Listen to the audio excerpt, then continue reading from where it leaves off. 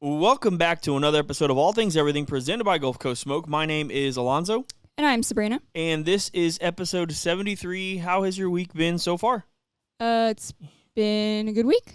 It's been a week. It's been a week. I feel like it hasn't been I don't want to be negative, but I feel like it hasn't been the best past couple of weeks for us.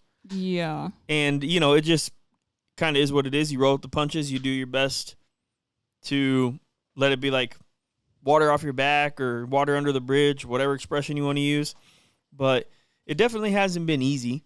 And, it's kind of funny. I was talking to somebody yesterday at work, and they're like, dude, you are just constantly putting out content, like all the time. And how are you doing it? I'm like, man, honestly, I really don't even know. I guess it's just, this is what we want to do so badly. This is who we are.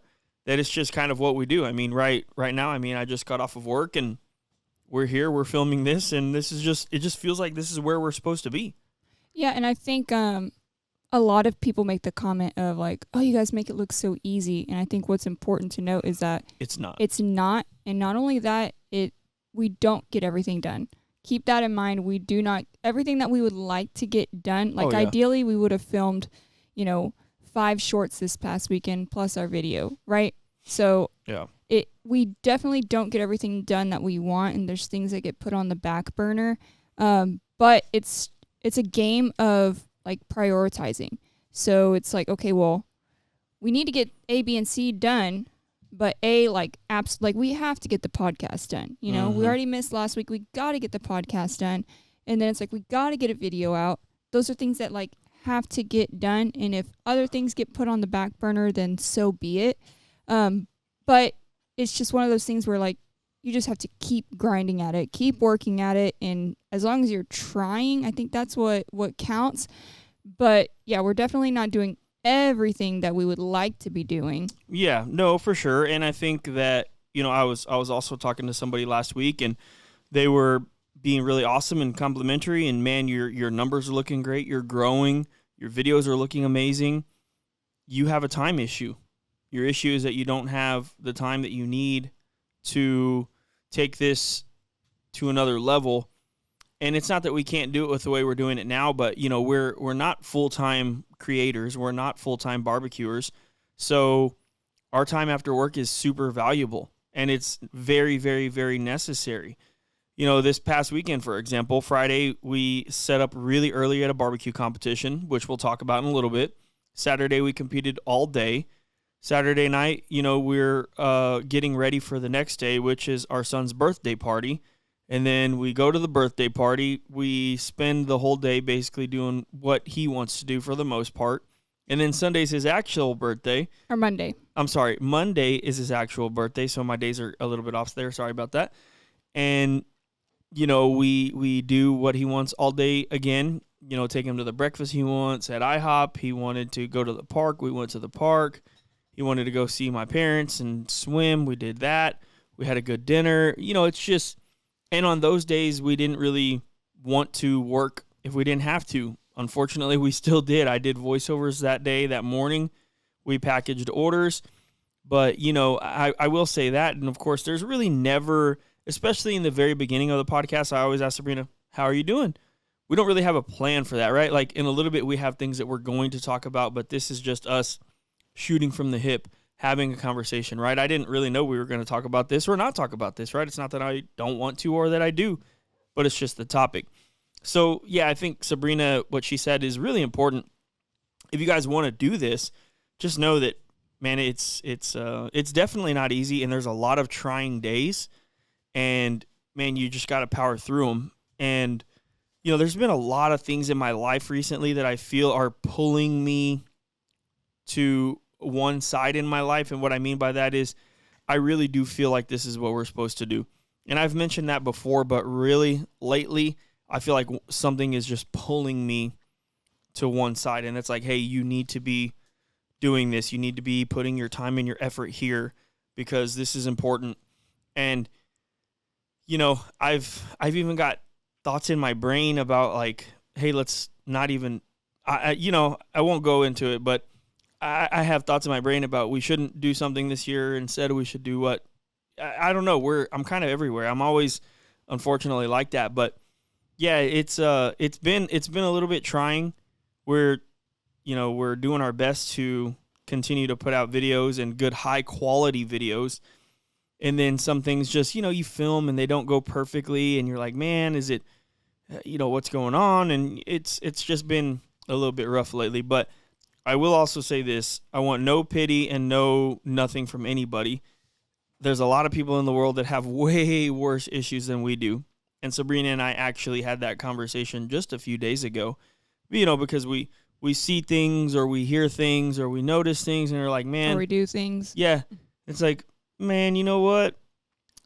It really isn't that bad, right? In the grand scheme of things, it really isn't that bad. And so we just continue to move forward. But we have been posting a lot. We've been doing a lot of shorts. We've been making a lot of videos. We did try to film this past weekend, but it's just with the new trailer setup, with the setup that we had, with the kids going in and out, it was just very, very... We filmed probably for, I don't know, a couple hours. Yeah, well, so we tried to start filming on Friday. And that the thing is since we're so close to home, it was like, oh, well, I'll have time to go run back to the house and do this, and that. Because, we have a dog. We got to check on him, make sure he's got his food and water, and close his door for the night.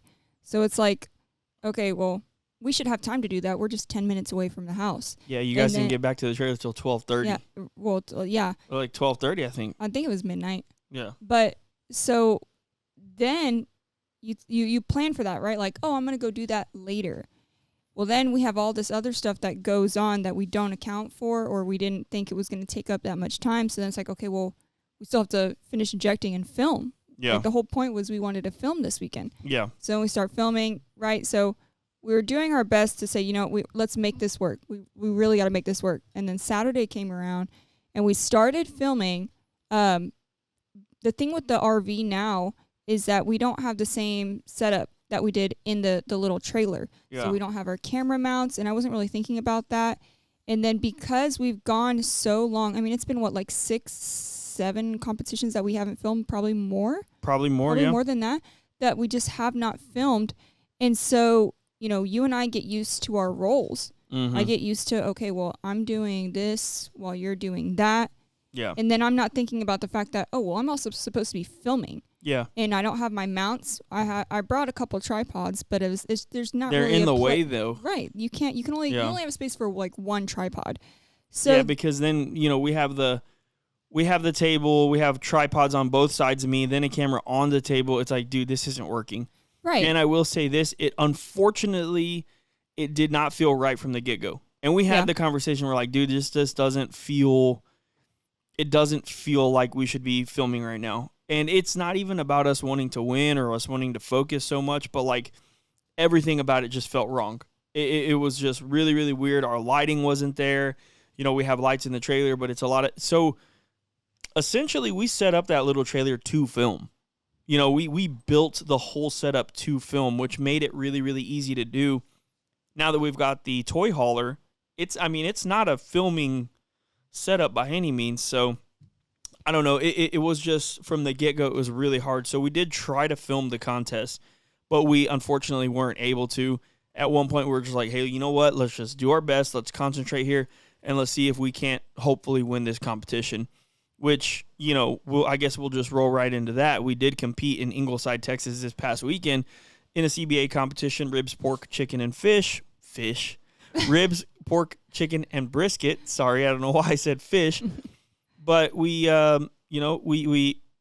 Sabrina and I, in our opinion, have been cooking really, really good lately. And when I say really, really good, I'm saying like, man, I feel on point. Sabrina feels on point. Our roles are very defined, like we mentioned a few minutes ago. I feel like our tenderness is there. I feel like our flavor is what we want. And as long as we do those things, we're pretty content, because we understand flavor is subjective.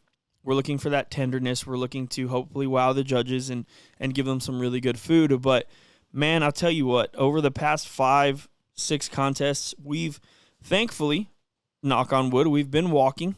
We've walked every event, but we just haven't been able to pull it together, and we've been getting some really, really bad scores. And it's like, man, what is going on?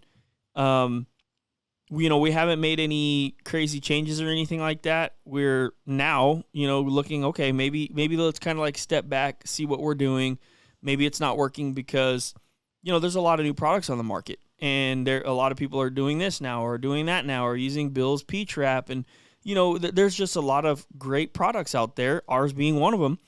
And so what do we need to do to adjust? So we're kind of taking a step back and looking at that now, but the hard part about it is, man, what we're putting out, we feel so good about it. And the food, it's weird. The same exact pork 2 weeks ago, 5th place in a really, really large contest here at a smaller 27 team, something like that. I mean, what does it get? 15th? It's just like, or 14th? 14th, yeah. 14th place. It's like, I don't even understand but again, it also makes it harder. Smaller contests are a little bit harder. A lot of the good teams are kind of fighting against each other on the same exact table. Not that there's not good teams everywhere. There is, but it just makes it a little bit tougher. But, we've been unfortunately not getting the calls that we want. But it's weird. We've been walking in chicken almost every single event. And our chicken, in my opinion, it's very, very good right now. It's just very, very good. I mean, we've walked with the half. We've walked with the thighs, and man, I feel so, it's weird. I still feel dialed in with everything else, but I feel so dialed in chicken, and I think that too, like, the timing is perfect. We take it off. We let it rest for just a few minutes. I start trimming. I have plenty of time. We have a little bit of a finishing process that we do with our chicken, and the timing is just perfect. And it just feels really good, and every time we bite that chicken, we're like, this is damn good chicken. Right. And so let's kind of, just to say how we did overall, we got a 10th place chicken. Yep. We got a 6th place rib. Yep. A 14th place pork, and a 16th place brisket. So we've mentioned this before when for example, if you go to a class, it's not about the recipes so much as it is about the techniques or knowing what does it feel like when something is probe tender for a competition, right? Yeah. So when we say like, okay, we're cooking exactly the way we want, it's in terms of that. Like, I know our texture is spot on. Yeah. I know the overall flavor of what we're going for is spot on. I don't think there's anything that we need to change as far as that. I mean, I really have loved everything that we've been putting out the past several competitions. But we've talked about this before when it comes to competition, those finishing touches are kind of what make or break you. Yeah. So when you're in that situation where it's like, man, I'm cooking the strongest I've ever cooked, but I'm not hitting, I think you have to look at that finishing process. Mm-hmm. And not necessarily the process, but it's like, okay, maybe what products I'm putting on right there at the end. And I think for us, that's like the only thing I would look at to make a change, because what are you going to do when your texture is spot on and it's those same exact tender ribs that we put out every single time, right? And we're tasting them to the point that like we're sick because we're just taking bites of everything throughout the competition, and you're like, man, this is good. This is good. Yeah. This is good. I've tasted every single part that I can throughout this whole process, and it was good. What happened at the end? So I think for us, it's a really big game of looking at that end process and seeing what we can tweak there. Or, and it's hard for me, especially with like sauces. They all taste the same to me. I mean, I'm the kind of person who, I do enjoy sauce to some degree, but I really prefer, a less saucy rib. I like more of an au jus and not a sauce. And so to me, everything just tastes the same. Yeah. So I have a really hard time making any sort of judgment when it comes to that. But I think that's where we have people close to us. Like we've got your dad. Yeah. We've got Chance and Danielle who are able to get, shoot us straight for the most part and tell us like, hey, this tastes really good. This I think you need less of, or this tastes like the one you had, back at whichever competition, right? Yeah.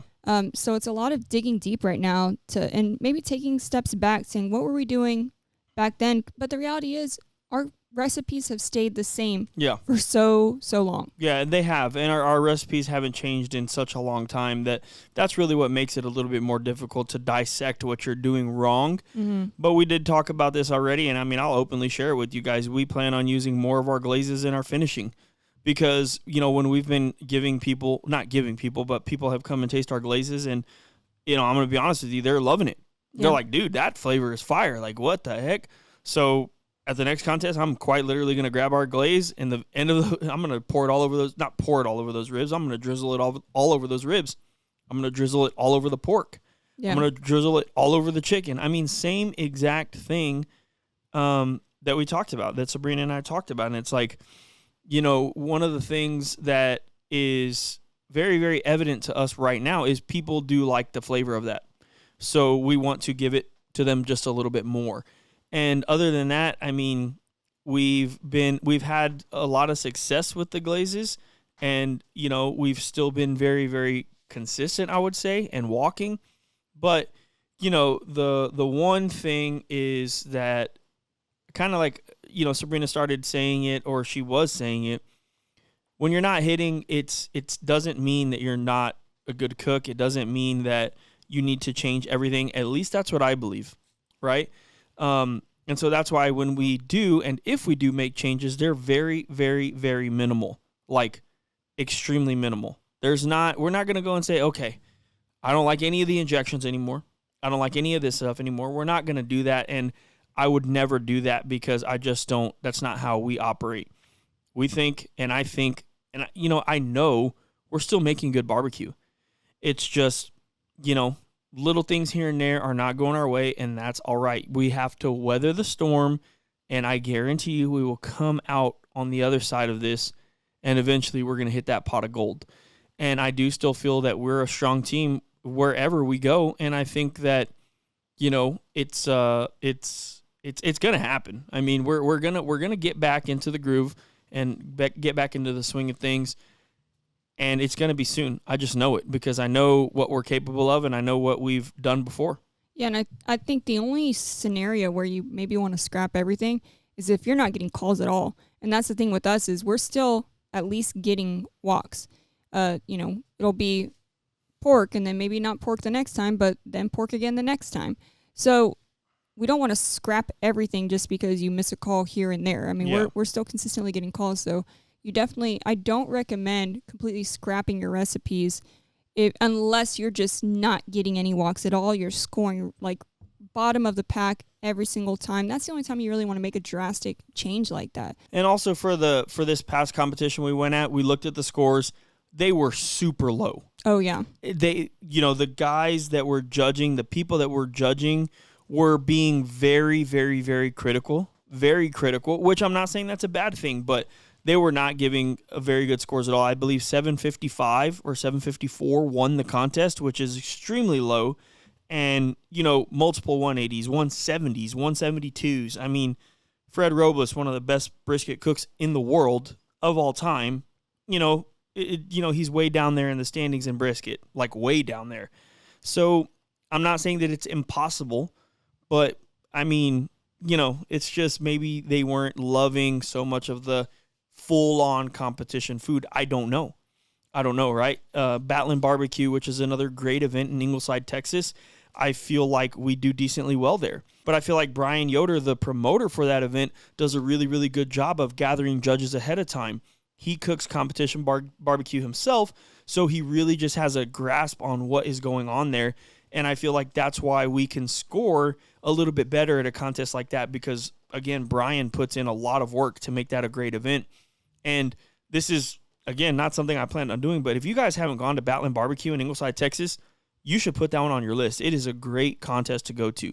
A lot of fun, a great, huge venue, covered. There's music. It's for cancer patients, children cancer patients, which, if you guys can be out there and do that, that's amazing. So, man, coming out to Ingleside in October, on the weekend of the 24th, don't catch me lying, but we'll put a link in the description for that.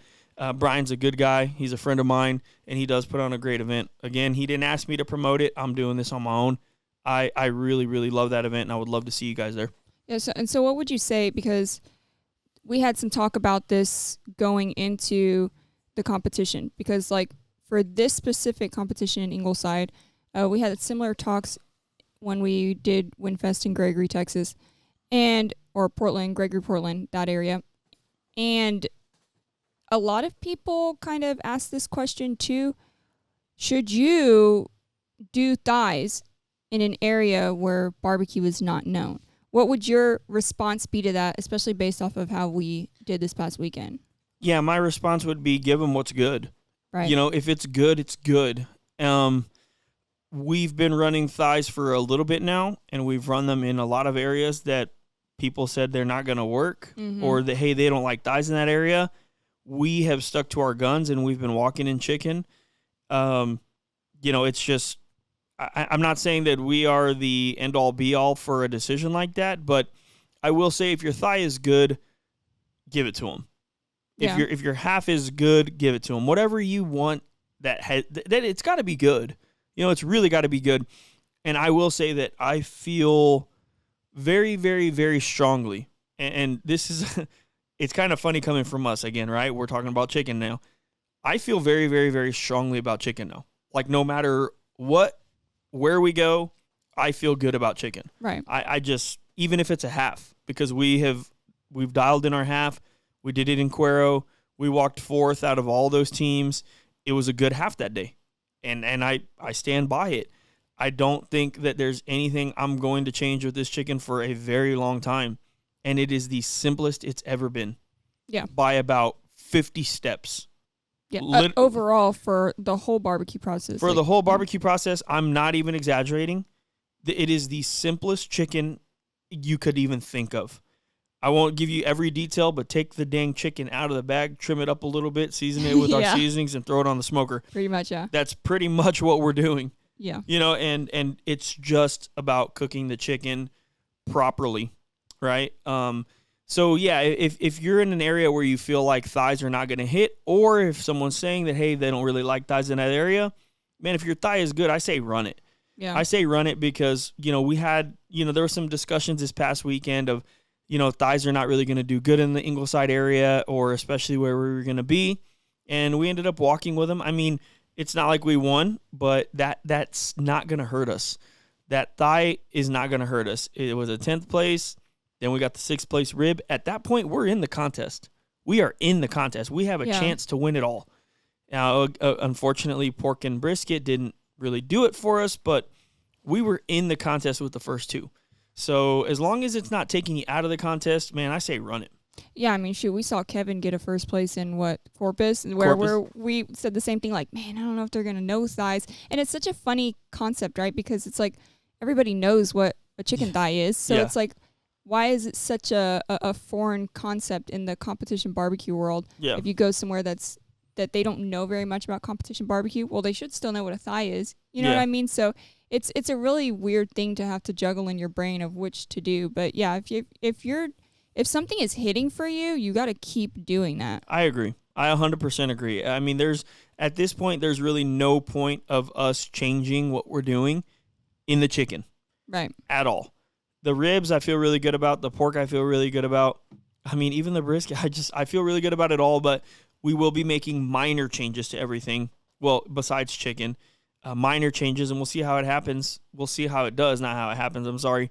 In Waller, at the Danny Dietz KCBS, that's going to be our next contest, not this weekend, but the next, and we'll see how it goes. I mean, I'm excited for that one. It's a big contest. There's going to be a lot of people.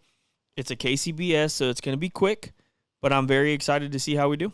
Yeah, and so let's also talk about in Ingleside, we did Poppy had his first kids queue. Yeah. So him and Penelope both did kids queue this time. Yeah, so my son and my daughter both did the kids queue, like Sabrina just said. Now, granted, there was only 4 kids that turned in, so it wasn't a huge contest, but I will say this much. Penelope has done huge contests. She did the Cuero one and got a 3rd place steak. And this one was a 4-person contest for the kiddos. And, man, it was just an incredible time. I put a reel on my personal Facebook page. I didn't do it on our Gulf Coast Smoke page because, I don't know, I might post it at another time, but I did it on our personal page, and it's funny. We were trying to get my son to get his grill grate tool and kind of like press down on it, and he's literally just got it. He's just like hitting it, wah, wah, wah, and it's in the video, and I'm just like, oh my gosh, son, what are you doing?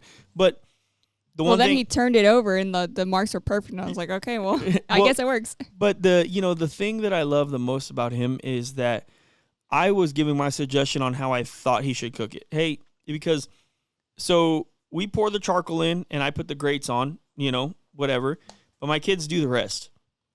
And, the only other thing I did was I kneeled down to put, for him to put it on a tray, and that's it. But, I told him how I thought he should cook it, and he was just like, no, I want to cook it on my little grill. And I love that, right? Yeah. He wasn't being disrespectful. He didn't say, no, Dad, you don't know what you're talking about. He just said, I want to cook it on my little grill. And I'm like, hey, by all means, dude, do it exactly how you want it to do. I would rather it be that way than me manipulating or telling you exactly how to do it, and then it's like somebody tells you to do something and then you don't get the results you want, and it's like maybe I shouldn't have listened to Sabrina. She told me to do this, and I listened, and I didn't win, and now I'll never know because I didn't try what I wanted to try. Right? Exactly. You know how people are. It's human nature. Yeah. So he did a great job, and Penelope, of course, she did a great job as well. I think she's really good at cooking. She always walks. She's thankfully, she's walked at every single event she's ever gone to. And, awards come out, and we're like, okay, well, they're like, okay, we're going to announce the top 2. There was only 4. We're like, oh, gosh, here we go. So second place ended up being Penelope, and first place ended up being our son, Alonso. And it was just, it was really awesome. So despite us not having the greatest weekend out there, even though it was only 4 kids, I can honestly tell you that just like watching that is really, really cool. Because you can only beat who showed up. Right. And thankfully, our kids came out on top. But, the thing that we've tried to completely drill into their brains is that, like, hey, you're not always going to win. You're not always going to walk. So, like, take the wins and be happy about them. But you're going to have to learn how to take the losses because they are coming. They happen for every single one of us. So they're learning, they're growing, but I'm just happy that they're doing it and doing something a little bit different, a little bit out of their comfort zone. And just got word today that Piper wants to do it now, that she's down to do it. So now we'll have 3 kids doing it, which I think is incredible. And, we'll just see how they do. I just hope they keep having fun, and that's all that I really care about. Other than that, I grew up very competitive in sports. I feel like, there wasn't really a sport that I was bad at. I was, always above average at most sports that I played. And that's just kind of the way I was brought up.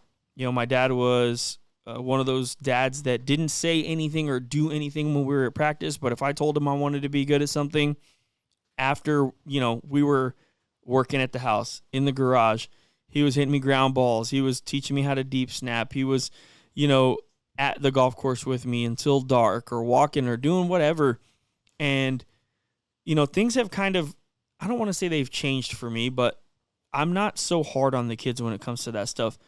And the reason is because my dad didn't do anything wrong. I love my dad for everything he showed me and everything he did for me when it came to sports, truly from the bottom of my heart. But I don't know. I just feel like our kids are a little bit different than what I was when I was a kid, right? Like, I was really, really into sports. I really, really wanted to play them. Like Boppy, he's, he enjoys playing with Legos. He enjoys, messing around and building stuff. And, he likes to build like cardboard, domes and houses and mazes and stuff like that. We're 2 different kids. I can't force him to be who I was or who I think he should be. I try and let him fall into who he is as best I can. We talked about this really recently. I mess up all the time when it comes to the kids, right? Sometimes I'm a little bit too hard. Sometimes I, don't have as much patience as I need to or whatever. But I think we can both agree that both of us do our best to just let them be who they are and really fall into it. Like, Piper wasn't doing Kids Q for the longest time. And we keep asking her, and she's like, no, I don't want to do it. Okay, whatever. Right. Yeah. And now she wants to do it. She made that decision. Yeah. I didn't force her to do it. Sabrina didn't force her to do that. She came into it on her own, and that's exactly what we want for our kids. You know, like with GCS, it means everything to Sabrina and I. It doesn't have to mean everything to our kids. It doesn't. I promise you. Like, a lot of people are on the side of like, oh, well, I built this legacy. You have to take it on. No, you don't. My kids do not.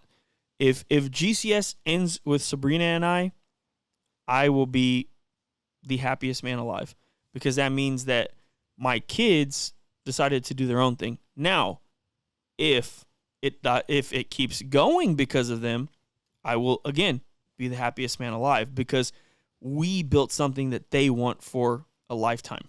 And I would be very proud of that, but I would also be equally as proud if they wanted to do, like Penelope at this moment wants to do dance. We've talked about that before. Do it. You don't got to worry about us. Don't worry about me and Mom. We're building this up for you guys. We're building this up for the freedom. Yes, hopefully for the finances, right? To be able to do whatever they want to do. So really important to us. Very happy that they went out there, got first, got second. Yes, it was only out of 4, but hey, it is what it is. It was a really, really cool moment as a dad, and I'm sure for Sabrina as a mom to watch that happen. Yeah, absolutely. And so moving on to our recipe of the week. Yep. So, of course, we got football coming back. We got game day, tailgating coming up. So we put out a Mexican cheesy chicken slider. Yeah. No, I'm at work one day, and I'm thinking, man, what would be a good recipe? Football's coming up. You know, sliders sound good. You know, chicken wings sound good. A good burger, you know, a grilled pizza, something that and it just like instantly popped into my head. I don't know why. I was like, man, I think like a cheesy chicken slider with thighs, with a breast, with some melty cheese. For whatever reason, in my head, rotel, bacon, just kind of everything in there, with a little bit of a Mexican seasoning, Malcolm's Grande Gringo, and man, I texted you right away. And I was like, hey, I got this idea, this, and this. Now, the thing with recipes like this is I do come up with some weird off-the-wall stuff like this every once in a while. And the problem is you never really know if the recipes are going to hit or not. But when I have an idea like that, I do want to follow through with it, because I do feel like, okay, let's put this out there just in case somebody wants to see it, or just in case somebody gets the idea for it. So it's a really, really hard thing, because Mexican cheesy chicken sliders is probably not going to be a very searched thing on YouTube, right? Let's be real. But hopefully we can put out a good video that people will watch and enjoy and get an idea from. And so we put together these sliders. And I mean, you let everybody know, first off, how'd the recipe go? And then second off, what did you think of them? Yeah, so this is a very classic 2-zone Weber kettle cook. So we did 2 zones, seasoned the chicken with that base and Malcolm's Grande Gringo, put it in direct for around like 20 minutes or so. Then we started searing it off because we wanted to get some of that char. And then once that was cooked, chop it all up. Now, what I thought was really, really cool, because we talked about this, we wanted that rotel aspect to it. And it's like, okay, well, how is this going to go into the slider? Yeah. And it's still like, it's cold, right? It's not heated up. So you had the idea of, cooking that bacon, because you wanted to add the bacon anyway. And then towards the end, dumping that can of rotel in with the bacon and letting it cook down a little bit. Sure. Which is really, really good. And so... just for a quick second, my idea for the rotel was because I wanted multiple different types of cheeses here. Mm-hmm. And I was thinking of... like queso? Exactly. Right. Literally exactly why I thought of that. Anyway, go ahead. Yeah, for sure. And that's kind of what I thought of, too, when you said rotel. So it made sense. We did 2 different types of cheese. So it was a jalapeno jack cheese. Mm-hmm. And then we also did... H-E-B has this block of, like, Mexican cheese, and it just says quesadilla on it. So it's like whatever cheese that they usually use in most Mexican restaurants for quesadillas. It's like a white cheese. It's a very soft cheese, but it's a good melting cheese. Sure. So we did both of those and then layered it all together, put it on indirect and on the King's Hawaiian rolls, which, I mean, classic slider thing. Come on. Yeah. I feel like that's got to be at every single game day or tailgate is some sort of slider with the King's Hawaiian rolls. It works so perfectly. Their King's Hawaiian rolls are so good. You can literally just crack one off, slice it in half, throw some butter on it, and it is fire. There's no, I mean, they're just fire. But there's like, it's almost like a popper, right? There's an endless amount of like fillings that you can put in and make it work, right? So I thought that was like perfect for what the idea that you had. And then so putting some melted butter on the top of it. And man, when you got like the cheese pool in the video, I was like, oh, these are going to turn out so good. Yeah. And you know, it's one of those things. I say it all the time. I'm like, man, how can everything you make be so good? I get it. I promise I get it. I would probably think the same thing, dude. But they were so good. They were so good. I mean, so if you really sit back and think about it, how could it be bad, right? How could it be bad? It's cheese, it's chicken, it's bacon, it's rotel, and it's King's Hawaiian rolls with butter. I mean, be real, right? How could that be bad? Right. But they were so good. Like, and so I'll give you some truth here. I took a bite and I took another bite and I was telling Sabrina, I was like, we had to stop filming for a second. I was like, dude, you have to try this. Like help me explain how good this is. Like I can't wrap it around my head right now. Like this is just delicious. So the good thing about it was you get that dark meat, but you get that white meat. So there's a little bit of textural difference there. Oh, for sure. And you can like, dude, it's making my mouth water. Like I'm getting hungry thinking about it. And then you just get the bacon, the rotel, the peppers, and then the jalapeno jack cheese is a little bit spicy, but you got the cheese there still. And all we could really come to was that it does taste like a quesadilla, but you have that sweet King's Hawaiian roll. Yeah. Dude, it just came together perfectly.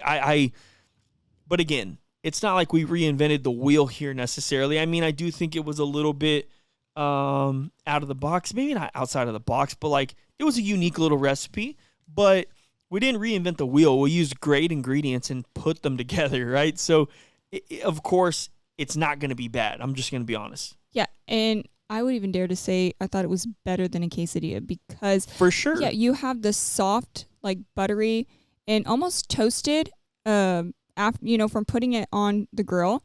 It's soft, a little bit of toasted, but then you have all these textural differences from the chicken, from the bacon and the rotel, and from all the cheese, right? So it just works so perfectly. So yeah, I enjoyed it a lot, but we did something a little bit different. Yeah. And we made some guacamole on the side. Yeah. And kind of spooned it on at the end, and oh my gosh. Yeah, dude, that was like, oh my gosh. Took it to another level. Yeah, it really did. So, in the video, I was like, let me see here. And I just scooped it. I had it on a spoon and I had already taken a bite out of it. So there was kind of like that, my bite mark was there. Right. I just put it right on the edge and took a bite and I was like, dude, this is, but again, how could it be bad? How could it be bad with all those ingredients? Now, if you hate guac or you don't like it, man, just leave it out. And I guarantee you, I was this close to also going and grabbing some hot sauce, like some Malcolm's hot sauce or some How to Barbecue Right hot sauce. Man, I didn't do it, but I was this close to doing it because I also feel like a hot sauce on it would have made it really, really good. But man, I was just so happy with the recipe, and especially because, Sabrina and I still do get that, I don't even want to say anxiety, but we get that doubt. Man, I know that it's cool that we thought about this idea. It's cool that I'm trying to be creative, but is it going to do well? And a lot of the times, unfortunately, we do think about those things like, man, how is this video going to do? Are people going to like it? Are they going to watch it? Is anyone going to share it? And, I will say this much, though, like we just have to do them sometimes. When we feel something, we just got to do it. And if it doesn't do well, that's okay. On to the next one. It just is what it is. Well, the thing I love about recipes like that is, if we do a beef rib or a brisket or pork ribs, it's just the meat. Like, that's all it is. So I love anytime we can do a recipe where it's like an actual recipe. Yeah. Especially like when we do shorts, right? There's a lot of people, it's like, okay, where's the recipe for pork ribs? And it's like, well, I don't really know what to tell you. Just you cook it this way for this long until it's this tender and cook it on the, the offset, the drum, the whatever, right? Yeah. But when you have something like this, there's steps to it and there's different ingredients.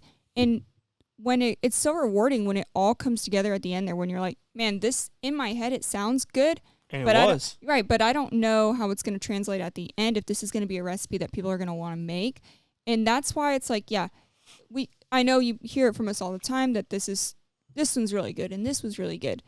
But it truly is one of those recipes that, like, we're going to make it again, and you, like, really, really hope. I mean, people are out there cooking briskets and ribs. Yeah, no matter what, breasts, right? But you want people to try this different, unique appetizer, slider, whatever you want to call it, because it's so good, and it's something that if you serve to people, they're going to be like, oh, dang, that's good. 100%. I 100% agree with everything that Sabrina just said, and that's why we just have to sometimes just, pick our courage up a little bit and send it. And if the video does great, amazing. If it doesn't, well, we feel really good about what we ate. I mean, we ate that food yesterday, and we're like, dude, this is banging.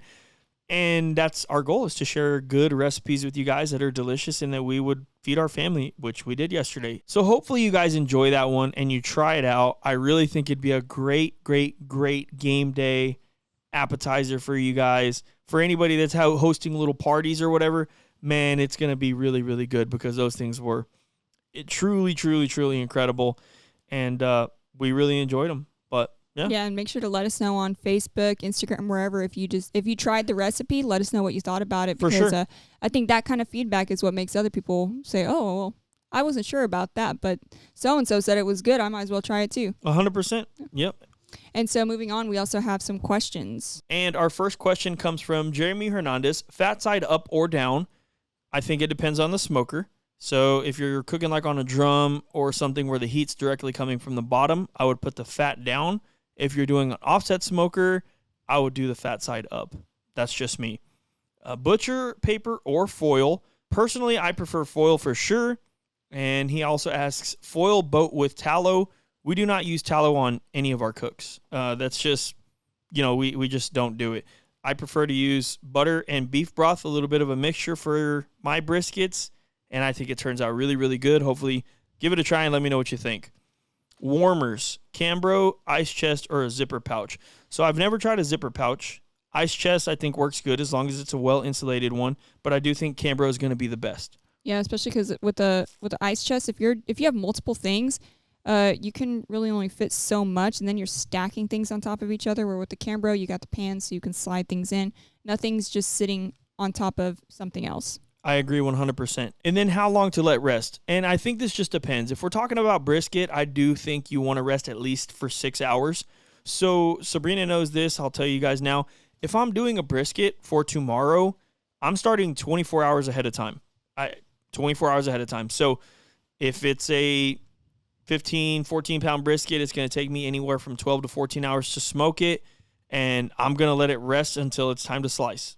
That's just me. 24 hours ahead of time is when I start. I have no problem at all whatsoever with resting 12 hours, 10 hours, whatever. I think the longer the rest, the better they get, for sure. So if we're talking about brisket for all these questions, Jeremy, I'm going to personally say fat side up or down depends. Butcher paper or foil, I am doing foil, and I'm consistently using a foil boat, at least at this time. We do not cook with tallow. I prefer butter and beef broth. Cambro would be my number one choice, but an ice chest will work, and then I like to let it rest at least 6 hours for sure.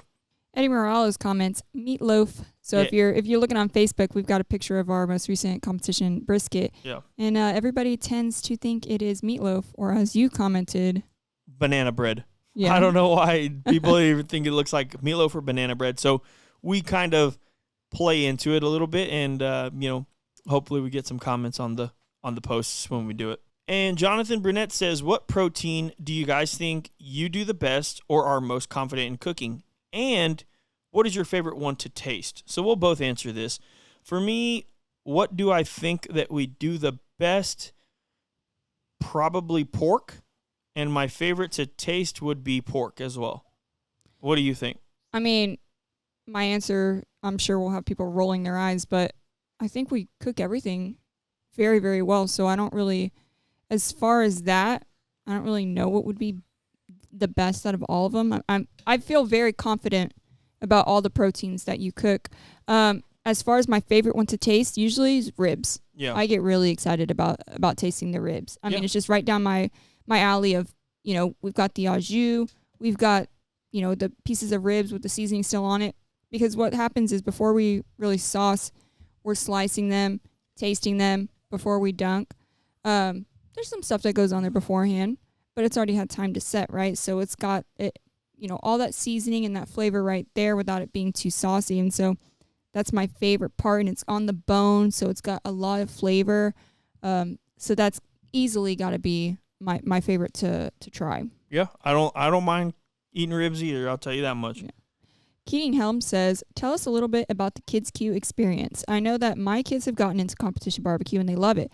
What do your kids think about it? Are they as bought in as you and Sabrina? So Penelope loves cooking in general. She likes helping at the house. She loves to cook. So she was pretty much on board from the beginning. So was our son, but he just wasn't old enough, right? Yeah. And so Penelope's also very passionate, and she's a very determined person. If she wants to know how to do something, and she wants to get better until she's as good as she can be at it. So it's really fun to watch her, especially because like she's very passionate the way we're passionate. And it's not like that's something that we've forced on her. That's just how she is. So it's really cool that she's taking an interest on the things that we enjoy. And then, of course, our son, he just thinks it's cool to barbecue, yeah, right? He's a little boy. He likes it. It's fire, right? Yeah, he's kind of, the cool thing about him recently is I can actually start to feel him a little bit trying to gravitate towards what I'm doing. Yeah. With golfing. With barbecuing, with grilling and stuff like that. So it's really, really cool to see for sure. And kind of like Sabrina was saying with Penelope, she's just different. Yeah. Yeah. I was telling somebody today, quite literally today, she's the best person I've ever met. Like, this is not an exaggeration. Like, I'm talking the best person. We're not talking about kid. Like, she's a better person than you and I. Oh, for sure.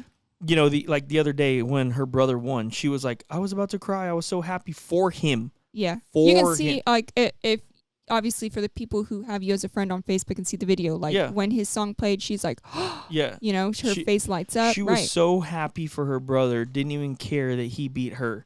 Yeah. Like, she's, most people, even me, right? If you GC'd and I RGC'd, man, I'm going to be happy for you, but I'm going to be a little pissed off first. Yeah, for sure. It's just it's just natural. Yeah. But not for her. Yeah. She's just different. So seeing her passion come through and just watching her is really, really incredible. And Sabrina's not even lying a little bit. So Penelope will be there. She puts on her cut gloves. She'll grab we don't let her use like a sharp knife, but she'll grab a smaller knife, even if it's just like a butter knife, and she'll cut fruit with Sabrina. She'll get stuff ready. Hey, can I help you with the eggs? Can I help you with the macaroni? Whatever. So she's in the kitchen helping Sabrina and stuff like that. It's just really cool to see. And she's, just kind of growing into her own as well. And I'm excited to see how Piper does it. I think it's going to be really cool. So the last thing I'll say is Sabrina's name is spelled with an E, not an I. Sabrena. I know you probably don't know that, Keating, but I will just let you know. Sabrina with an E, Sabrena. The only reason I bring that up, and I've mentioned this a lot of times, I think Sabrina deserves that respect for people to know that her name is spelled with an E. She does a lot for us, and I genuinely, from the bottom of my heart and soul, think that people should know how to spell her name because she's as much a part of this as I am. So, anyway. Oh, no, it'll still, for the rest of my life, I've had people put you tell them it's with an E, and then they do Sebrin. Yeah. It never ends. All love to Keating. Ashley Dodd Van Zant says, half chicken tips. So kind of like I was talking about a little bit earlier, we simplified things so much, and we feel like it's made our chicken so much better. So if I could give you one tip, it would be don't overcook your breasts and keep it very simple. Man, I know that that's not like the best tip ever. I just don't really know what to say at this point because I'm not exaggerating. We don't hardly do anything with our chicken anymore. Yeah. So I will say this. I do like to cook it indirect or away from the heat on a drum. And in the end, when we're setting sauce, I'll drop it down to the lowest grate, closer to that fire. And I will get char on the bottom of that chicken, like a pretty good char. Yeah. And we've been doing that since we've been walking. So maybe that would be one tip that I could give you is make sure that you're cooking your chicken a little bit away from that fire, but don't be afraid to get a little bit of a sear in the end to get that char flavor on the bottom side of your chicken. Man, we've even done it on the top side of our chicken as well, and it's walking and it's working. So don't be afraid of char. I don't think that cooking it directly over coals the whole time is probably not the play, but I'm not too sure. There's such a wide variety of how people cook half chickens in comp. So it's hard to say, but yeah, I think at the very least, keep it simple. And also when you're trimming it, don't be afraid to trim off stuff that you don't want to eat. Don't be afraid to get under that skin and pull it back and get that fat out. Manuel Orozco says, if I'm making a seasoning, can I send it to you for free to try and give me honest feedback? Yeah, for sure. I mean, we would definitely do that. The thing that I always, I love it when people ask for the honest feedback because it allows me to, it's hard being honest with people sometimes if they're not asking for it. But somebody that's really trying to get better or, create a product or something like that, I will always be honest because I know how much money and time and effort it takes to put in to get something like this going. So absolutely, man. Yeah, I think the hardest thing when it comes to a product or like competition is people not being honest with you. Because if people just keep lying to you because they don't want to hurt your feelings, you cannot get better. Gregory Nagy says, and I'm sorry if I said your last name wrong, looks good to me. And he's talking about the competition brisket that we posted there on the actual picture itself. Yeah, and that was such a good-looking box. And a lot of people say this, like, don't make your boxes look pretty, but we'll never not. Yeah, that's just us. Stephen Smithwick says, tips for someone that wants to get into barbecue competition. Yeah, we've gotten this one a few times, and I will say my first and biggest thing is take a class. And it doesn't have to be ours. It can be anybody's. But I do think that taking a class will cut your learning curve so much. It's very important to understand that competition barbecue is different than barbecue that you're going to make in your backyard. Tenderness is going to be different. You're going to be injecting things. You're going to be using sauces, glazes, multiple seasonings. And understanding that is huge, in my opinion. You'll get a lot of knowledge from taking a barbecue class, and I think that you will earn that money back so fast if you actually take a class that you're going to wish you took it sooner if you haven't already, or if you're just kind of putting it off for now, or if you're trying to learn it on your own. I'm not saying it's impossible, but I definitely think that having and taking a class is really, really important. The second thing would be to notate everything you do at every single competition as best you can. That way you can go back and you can say, man, okay, last contest, I put, apple habanero on my ribs and they got first place. Man, wait, what was that sauce I used again? Well, you have it notated now. So okay, well, no, I put apple habanero on my last set of ribs and they hit first. So let me hit apple habanero on top again. So I would say that those are very important, taking a class and notating everything that you do. And next up is Xavier Gonzalez. Any luck on the fried chicken recipe? Unfortunately, no. But I will look at that tonight. I need to see if possibly my sister has it. I know she had the recipe. She used the recipe a lot, so I'll have to see if she has it. But we'll get working on that for you, Xavier. Buddy Northrup says, when or when not to turn in burn ends, and what's the deciding factor for y'all? Well, first and foremost, I'm going to say that Buddy is cooking out of this world right now. Oh, yeah? The dude is on another level, cooking very, very well. So congratulations to him for cooking so well. He does use our seasonings. We owe him some GC coins. And, man, the deciding factor would be I take one bite of burn end, and in my brain, well, Sabrina and I both take a bite of burn end. And in my brain, if I'm not completely wowed, the second it hits my tongue, it's not going in. That being said, I do think that it's very important to understand that everything, and Buddy knows this, right? I'm just speaking for everybody now. What you put in the box has the opportunity to be judged. So if it's not banging, I wouldn't put it in. Now, also, with the burnt ends, I would be mindful of the actual tenderness of them. So there's some people that feel like they're tender, but they're still a little bit chewy. And I think that chewiness can really, really hurt you. That texture on them, if they're chewy, is not good. So what I want in a burnt end, personally, is I want it to hit my tongue, immediately get a great flavor on it, and then, man, I bite down, that thing is just like melting. It's gone. And I don't want it flaky, but I want it melting away in my mouth, just like a caramel candy. And if I don't get those things instantly, I'm not putting it in the box. We don't like to force things if we don't have to, but I will say that the way we cook our burnt ends is stupid simple. We literally get the color we want, we wrap them up, and I quite literally put them in the back left corner of that smoker, and I don't look at them or touch them for hours. And I just live with the results, because the way I look at it is I need my slice to be great. My burnt end, if it's not great, I don't got to put it in.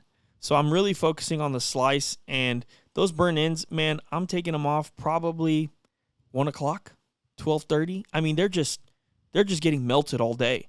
And if they don't feel good, they don't taste good, man, they're not going in. But I want a wow factor right away. So we are slicing the burnt ends, we're cubing them up, we're saucing them, we're hitting them with our glaze. We've been doing this for a long time, so there's a lot of flavor. It's sweet, it's savory, and I just need it to pow right away. I need it to be melting right away. Any chew on it, it's not going in. Yeah, for sure. And if we're cooking a CBA, we're always bringing the burnt ends. And like you said, it's a matter of tasting them and seeing if they're worth going into the box. But we do always plan to cook them to see how they turn out and then go from there. Kevin Walker, not really a question, but he says, I enjoy your videos. Keep them coming. We really appreciate that, Kevin. Thank you for the comment and for watching them. Means a lot. Yeah, for sure. Sean Trainer says, what is one must-have at a cook-off? My dad. For sure. Yeah, my dad. Sure. And just having him there is a good feeling, and it would be my dad, for sure. Oh, yeah. It's definitely not the same without him. Last question. Kevin Strahan says, go over your seasonings and what they are good on. Can Southern Belle be used on brisket? Steak, eggs, popcorn. Sell your products and educate us on the wide range of uses for them.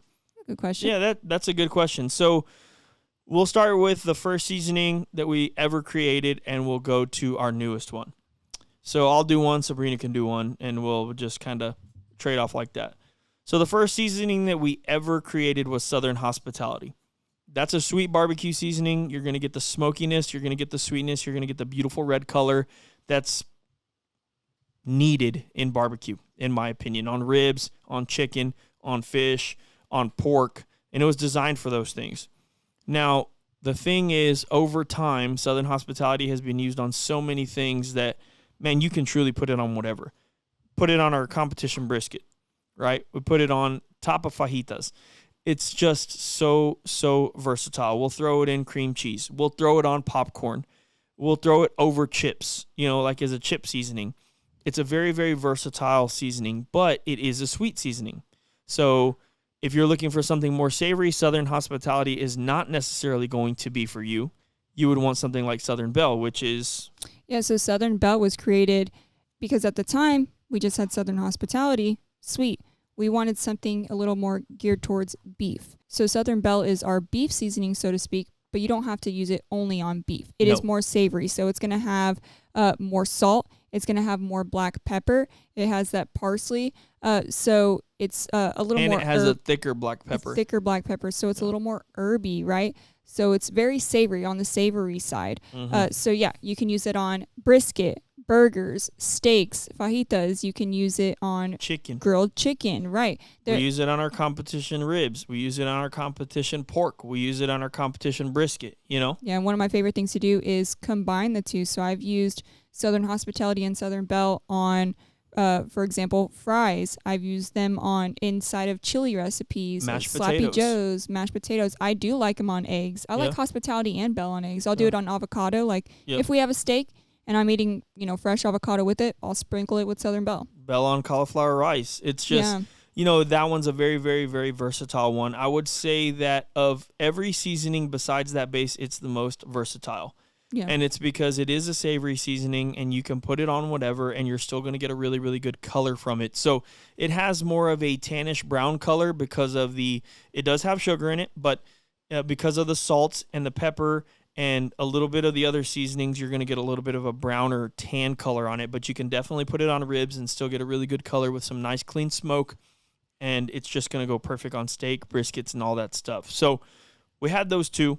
And then we rolled into, okay, we need something that maybe has a little bit of spice to it, right? So that's where we got our Southern Hospitality. So Southern Hospitality is quite literally built for the same exact things that Southern Hospitality is.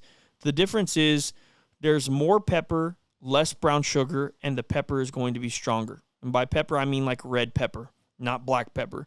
So you're going to get more of a spice on the back end. It's going to start sweet. And on the back end, you're going to get a little bit of heat. It's not going to blow you out or anything like that. Our kids can eat it.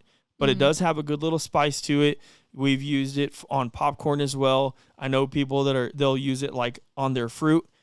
People will put it as a margarita rimmer. It's just very, very, very versatile. It's still got that sweet, beautiful flavor. And it has that beautiful red color as well. And it's something we've been using on our competition chicken. So just to throw that out there. Right, and so the next product on the line is that base. And so that base, the idea of that is, first of all, we need like an AP. I think every spice maker has some sort of AP. So that base, it's that base of ingredients, the foundation of what makes all these other seasonings. You got the salt, the sugar, the pepper, the garlic, the onion, right? The very basic ingredients that help create every other seasoning, right? But without all the rest of the stuff. Yeah. So you can layer it. That's what's really good for it. You can use it as a base layer. Yep. If you're using hospitality, but you want a little more savoriness without losing on the color, like if you don't want to mix in Southern Belle with it because you don't want the parsley or the brown, you want to keep that red but add some savoriness, then that's what you can do. You can layer that base and then Southern Hospitality. Yeah. So of course, since it is an all-purpose, it's going to be good on literally everything. Now, the one thing is you're not going to get any color off of it. So, yeah, if you're looking for some sort of color on your food, you're going to want to mix it with another product. But at the very least, it's that base, the base ingredients. So it's going to be a lot more savory. The sugar is just meant to kind of balance it. It's not meant to be sweet, but it's just meant to be a balanced all-purpose. So if you do want to combine it with something, you're not adding just straight salt. And you're also getting a finer granule with it, so it's almost going to look like a table salt over top. Even the pepper is going to be smaller as well, so you're not going to have large granules of pepper. It's just something, like Sabrina said, that's a base layer. It's going to add those savory notes, and it's just going to overall be good on everything. The thing we use it the most on is probably homemade macaroni at the house. Yeah, we use it a lot. So we go through bottles of it all the time. I mean, perfect on steaks, a little bit of a finisher on a steak, broccoli, everything. So you really, really will enjoy that one, and I think everybody should have at least that one. For sure. And then our newest one is Trifecta, right? So it's kind of funny. It's been on the label since day one, and we never tried to keep it a secret, but it's made for 3 purposes: to brine, to season, and to inject. So when we looked at the ingredients of Trifecta after we put it together, the salt and sugar were very, very close in ratios. I'm not saying that salt and sugar are all of the seasoning. I'm just saying the ratios of salt and sugar were very, very close. So we're like, interesting. Salt and sugar, that's what a brine is, right? We got some other really good flavors in there. A little bit of sugar, a little bit of pepper, a little bit of this, a little bit of that. Let's try this out as a brine. And it works. It works as a brine 100%. Well, also, we wanted some really, really good color on top of our barbecue. One of the things that I personally like is to see that black pepper pop through. And so there's a lot of black pepper in Trifecta, but it is the same size of granule as everything else in there. So it mixes in really, really well. So one of the things with Southern Belle that I'll tell you guys is those black pepper granules are a little bit bigger than everything else in the bottle. So sometimes they'll separate. So I like to shake it, and make sure that I see black pepper coming out of the bottle in order to know, like, I'm getting a good layer of Southern Belle. But with Trifecta, you're not going to have to do that. That black pepper is really, really even throughout, and it's just going to make for a really beautiful flavor, a beautiful look. It's different than Southern Hospitality. It's not going to be as vibrant red, but it's still going to have that great red color, and it's still going to be incredible.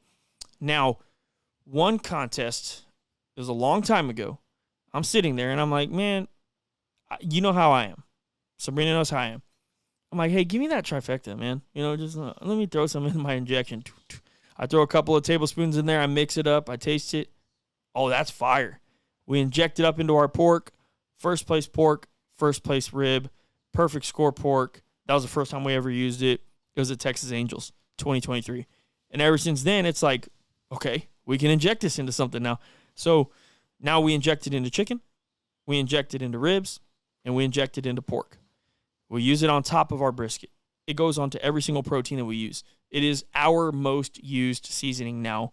It's just got such a balanced flavor. You taste it, oh man, that's savory. No, that's sweet.